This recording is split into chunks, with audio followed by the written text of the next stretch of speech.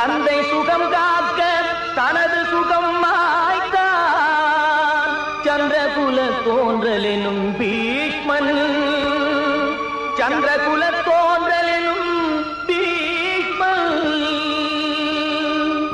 முன்னறியும் தெய்வமடா அன்னை பிதா.